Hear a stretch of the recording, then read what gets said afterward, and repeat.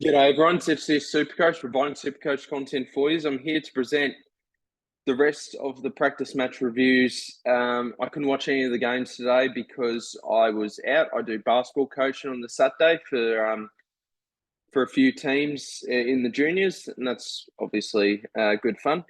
And I did watch. I did watch the full game of St Kilda and Essendon, and I also flipped through between Sydney and Carlton and Adelaide and West Coast. So I'll probably have a bit more of an idea on those sort of games. Unfortunately, I'm more sort of judging towards what I've heard in today's games, but we're here, so it's good fun. Make sure you like and subscribe. We're trying to hit 1,000 subs before round 1, 2024. So let's hope we can get there. I did the Godfather Challenge yesterday, so make sure you check that out if you want a full summary of what I'm about. And yeah, just a quick little story before we get into the actual video. So as I said, I do basketball coaching. I coach the under-16 boys today, and obviously a couple of other teams, but I specifically want to talk about this game. I ran into a former acquaintance in at my former school, a former school bloke who was the referee for today's game, and I didn't really like him. He didn't really like me. Is what it is. But yeah, you could just tell the complete bias there was against me because I checked on there was a foul 13.4 seconds ago. We were down by 3. I ran a play, we set a screen, and he called an offensive foul. He said it was a push instead of the screen, which is just complete, utter ridiculousness. And I said it was effing bullshit. And I got kicked out of the stadium today for that. And yeah, it's just pretty clear that he doesn't really like me. And that's just about cost us for finals. So that's no good. Yeah, and it's just in my book, complete match fixing because I think it's pretty clear that he's kept a bias towards one side. I'll give you a stat: 19 fouls against us, 3 fouls against them. So I think that just about sums it up. Anyway, rant over. That made me really grumpy, but here we are. This is the game I love, so I'm sure I'll get in a better mood. So, all right, let's talk about, go in order. We'll go with the Adelaide Crows. And we'll only go over the more relevant players. So we'll try to keep this as quick as I can. It's a Saturday night. Kind of want to be spending a bit on my own time, but that's all right. I did commit to every upload every day before round 1, so that's all good. Jordan Dawson played off the halfback for the majority of the time, spent a bit of time on the wing as well, and I thought he looked fantastic, certainly into my consideration for sure. Is there anyone else that we... Max Michaelani, he's a key defender. We won't be picking him, I'm sure. Right, let's get into the midfielders for them. Rory Laird put out a stunning performance. I think he put up high 30 possessions with 2 goals. He just looked outstanding. Doesn't look like he's going to miss a beat. So once again, another bloke that's very highly under my consideration. Sorry, we've got a few teams to get through, so I'm not going to fiddle around with this. Riley O'Brien, don't pick him. And then Luke Pedler spent basically most of his time forward, but he does look like he's going to be a good player for the Crows. All right, let's get into the Carlton Football Club. Sydney versus the Blues. No one really in the forward line to talk about. No one really in the ruck to talk about. We'll go to the back line first. Sam Doherty.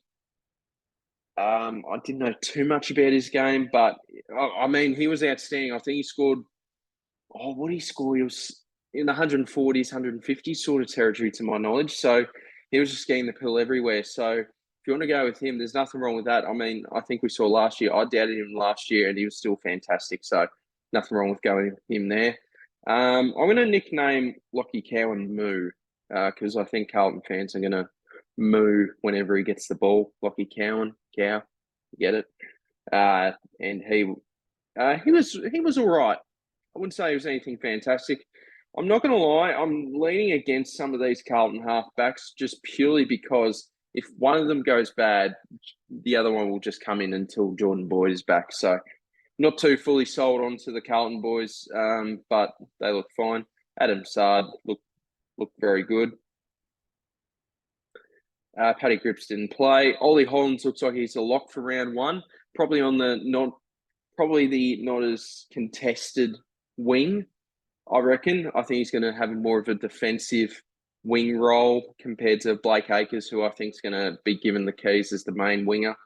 And so I'm not really sure how good of a role that is. That is not a good role for SuperCoach. So I wouldn't go near Ollie Hollands. But if you're that desperate for a rookie, then go for it. All right, let's move into the Essendon Football Club. This St Kilda Essendon game I sure watched a fair bit of, and I think I'll have the most knowledge of this. Jordan Ridley. God, he's given me a real time to consider about him, hasn't he? I think it's just purely because of Brad Scott during the preseason said they're going to look to play more of a possession style game of footy. Now, they didn't look that good. In all honesty, they didn't look that good. But if that's the case and we see Jordan Ridley just get a few extra cheap possessions, we've seen his scoring history in the past, looks fantastic. So he's firmly on my radar. And don't say this to anyone, but I'll prefer him over Dacos. Anyway, here's one to talk about. Darcy Parish. Oh dear. This was awful. This was tragic of a performance. I know it's pre-season, but man, that was awful. And after the game, he got ice on his calf. No go for me. Go for him if you want. Not as a starting pick for sure. I might maybe have a go at him to finish my side, but no, he looked terrible. He was just about the worst performing player in my side heading into this week's practice matches. He just looked tragic. I hope he's not watching. He won't watch, but he was terrible. Anyway, Sam Draper, I know a few people are keen on this man. I thought he was all right. Marshall beat him around the ground, but I thought Draper's work in the ruck was better than Marshall. And I think that's obviously a very good thing, but nothing for me screams breakout. So I'm personally not going to go there, but if you want to go for him, do what you like. And lastly, John Menzies, small forward, extended price as a rookie. Nah. I'm going to go Alan Davey here, though. And he, from what I watched, he looked really lively. I really liked his game. He was fantastic. He was moving around the ground very nicely, got up the ground a bit, kicked a couple of snags. I think one snag maybe. He kicked the first goal of the game, that's for sure. He looked brilliant. So I think he's a fairly nice F8 candidate. Let's move around this a bit quicker, I reckon, because, yeah, we probably should. We will go to the GWS Giants who played today, so this won't take long because I couldn't see much of this. Tom Green, I think I saw him have a lot of disposals and he was absolutely fantastic. So, yeah, absolute lock this man for me and my side. I probably shouldn't give away my full team, but I would say in my side about 10 of the 12 premiums are just about locked into my side. There's just a couple, there's 5 or 6 candidates for the last 2. So I'm not going to reveal it all. Sorry, we probably should have started in defence. Jason Gilby didn't play. The Milkman, don't bother. Harry Hillenberg. I would have heard a bit of noise today if he was playing off the halfback, but I didn't, so I assume he was playing forward. Cumming was very good.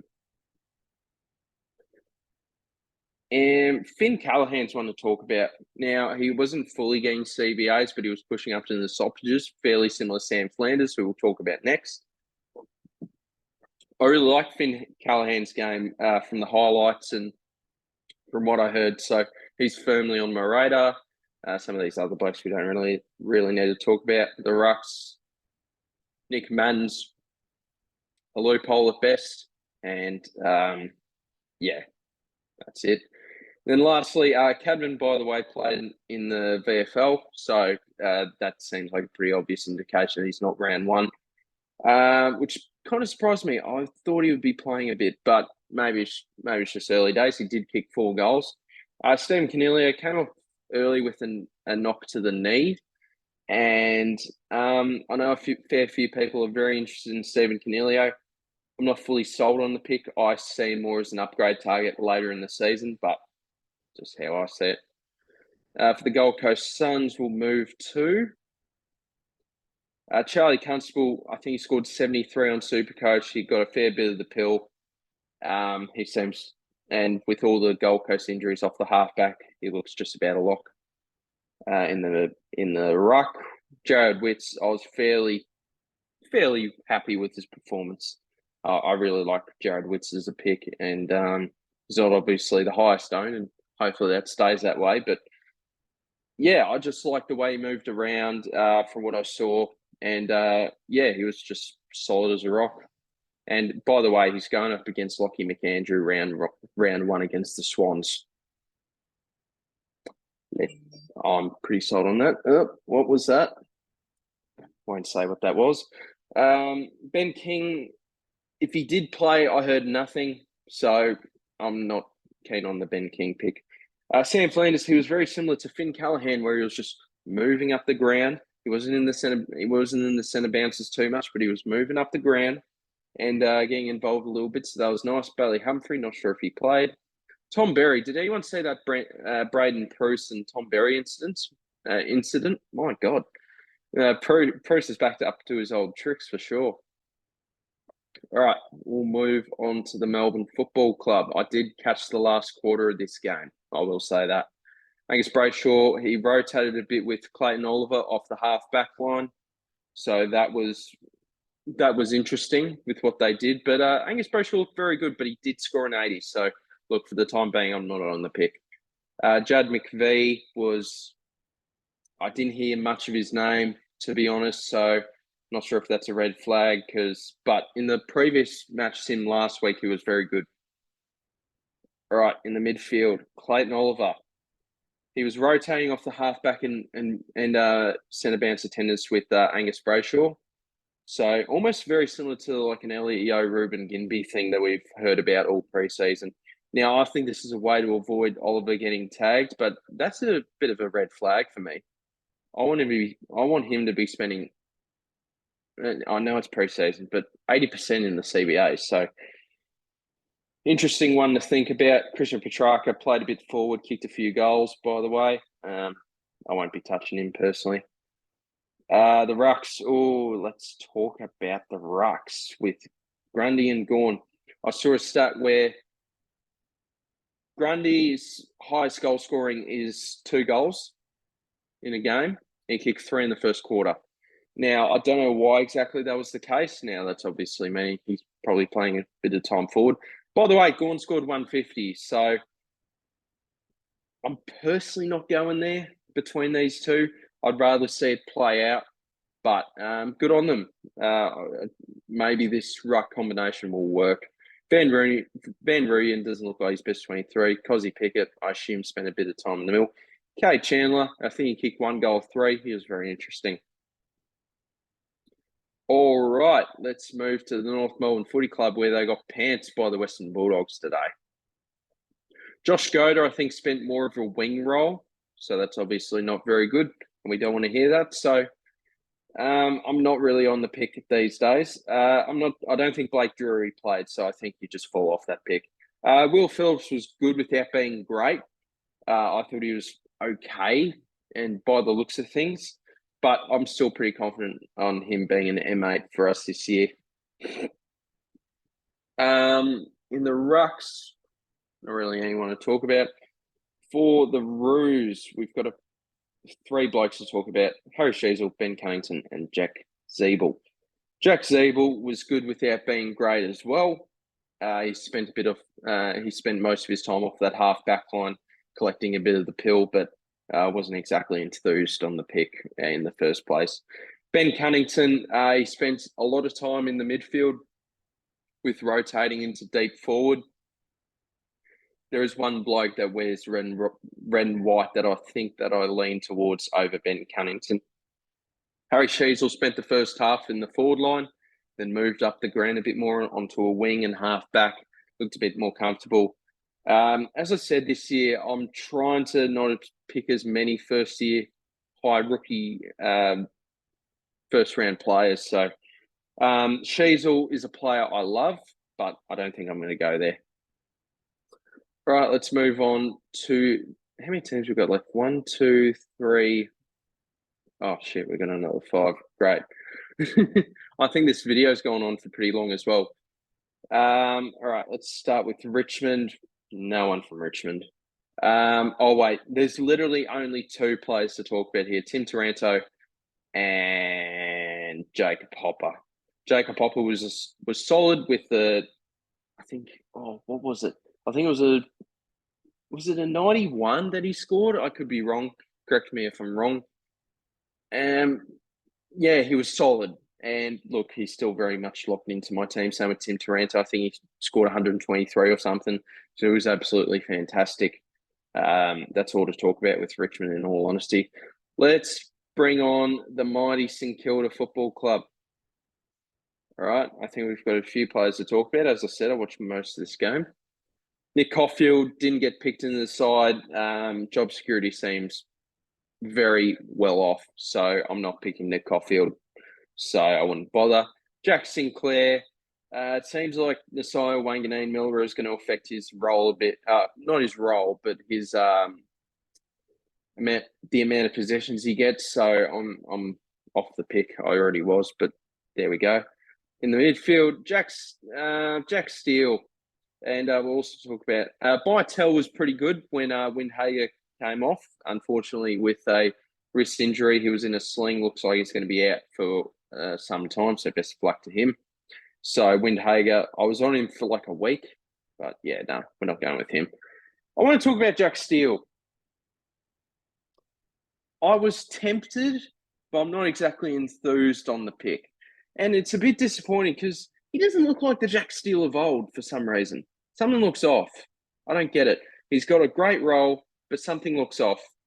And yeah, I'm not fully sold on him being top 8, to be honest. Let's talk about, we must be a bit low on money. Let's talk about Rowan Marshall. And he was brilliant around the ground. And yeah, he's just about as big of a lock as he is. And let's just talk about Mateus Philippou. He's playing a deep forward role, which I'm not a fan of. It looks like he's almost like a key forward down there, and he does some good things, but that role just puts me off as the pick. And once again, as I said, he's another player where I'm trying to avoid first-year rookies onto the field, and Philippou's probably one where I'm just going to skip on. Sydney Swans, let's get into it. 3 more teams to go. Will Gould, Aaron Francis. No, I don't think there's actually too many players we'll get to. Errol Goulden. Callum Mills didn't play, wouldn't bother. Lockie McAndrew, he's probably one that I'm going to fade, to be honest. He's only going to play for like 3-4 rounds, and he's a bad scorer. He averaged 40 in the VFL, so last season. So yeah, I'd almost rather just the loophole personally. And then Heaney, don't bother. Let's talk about Errol Goulden. What a stunning game. 45 disposals, 3 goals. I know that the man is coached by John Longmire, but you can't just think, what a game. All right, let's push on a half forward again. You can't, and considering how we're hearing more about Callum Mills spending a bit more time in the back line, he just really tempts me, Errol Goulden. And he's one firmly on my radar. That was an absolutely stunning game. He was player of the round by far. I think he got 190 SuperCoach points. That's just ridiculous. All right, the West Coast Eagles. A few blokes to talk about here. This video's gone on for a fair while, so let's try to speed this up. Oscar Allen didn't have much of an impact, in all honesty, and yeah, I just wouldn't bother about the pick. He didn't. He was the number 1 forward, so obviously he was going to get the best defender, and yeah, I wouldn't go with Oscar Allen. I was on it early, but no. I'm just going to say this, by the way. One of my mates says Bailey Williams. This is R2. I've told him to jump off that very, very quickly. Dom Shee didn't enthuse me either. I thought it was solid without being great. Seems like Warple is becoming more of a preferred option at that price. Elijah Hewitt didn't do much in the second half. Probably a bloke that you could pretty much fade. And then let's talk about Ruben Ginbey and Elliot Yeo and Campbell Chesser. Let's talk about these sort of blokes. So Ruben Ginbey was very good. He looks like he's going to be a great first-year player, and he's very highly owned, 54%. I thought it was fantastic. So, yeah, I'd be very interested in the pick, personally. And most people are jumping on, so fair enough. Elliot Yeo looked solid without being amazing, but we should all lock him in. Where did Campbell Chesser go? Oh, Campbell Chesser was right here. He did okay, but Will Schofield said during the game that they need to keep blooding the youngsters. So I think Campbell Chesser will be getting a bit of game time. He's certainly a bench option for me. And lastly, and Jaden Hunt looked really good as well. The Western Bulldogs. There is a fair few players to talk about here. So let me just clear a couple of slots for sure, because there is a fair few players to talk about here. First off, Liam Jones. How good was this man? 10 marks, I think, that he got. He was brilliant. I thought he was just going to be strictly one-on-one. Now, I know it's pre-season, but he's certainly one to keep in consideration as a pick. And he's probably the main man leading the way for Bulldogs as a SuperCoach pick, as we can see, at 13%, but certainly in my consideration for sure. So he's one to keep an eye on. Caleb Daniel, I think a few of their Dogs players went down. So I think Dale and even Crozier went down. So Caleb Daniel went down back. I think he scored a 72. Marcus Bontempelli, Oscar Baker, Finlay, McRae. Liver was best on ground, by the way. I think he got 150 plus SuperCoach points. I think to be specific, 151, but we're not picking him. We'll start off with Bontempelli. Was the Bonta classic Bont. He was brilliant. Just all around the ground, mainly in the midfield, looked brilliant. Same with Jack McRae, very solid, not as good as Bont. So I think Bont's leading the way for me. I'm probably not going to pick both these blokes, but McRae was solid. And Oscar Baker, I think he scored 112